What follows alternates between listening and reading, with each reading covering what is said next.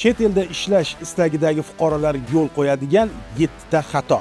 Birinchi, yuqori maosh va oson ish va'dalariga uchib, firibgarlarning soxta ish takliflariga ishonish. Ikkinchi, ishchi viza va shartnomani tekshirmaslik, turistik viza bilan borib, noqonuniy ishlashga majbur bo'lib qolish. Uchinchi, mehnat shartnomasini tushunmasdan imzolash, yomon ish sharoitlarida ishlashga majbur bo'lish.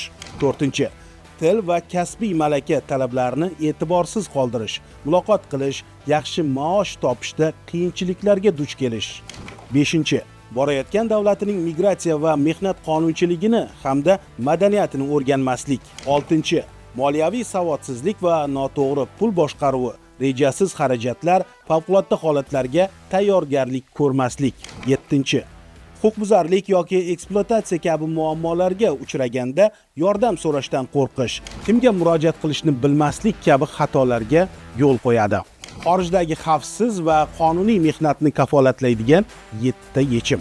Birinchi, chet eldagi ish o'rinlari bo'yicha eng ishonchli ma'lumotlarni Vazirlar Mahkamasi huzuridagi migratsiya agentligi yoki litsenziyaga ega xususiy bandlik agentliklaridan so'rang.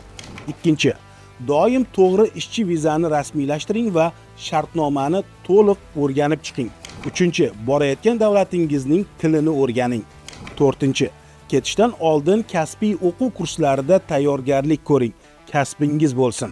Beshinchi, ishlamoqchi bo'lgan davlatingizning qonunlari va madaniyatini o'rganing.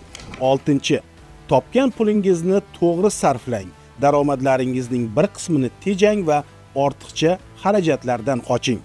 Yettinchi, borayotgan mamlakatingizdagi O'zbekiston elchixonasi, konsulliklari, migratsiya agentligining vakolatxonalari bilan bog'lanish yo'llarini oldindan bilib oling. Albatta bu sizga asqotadi.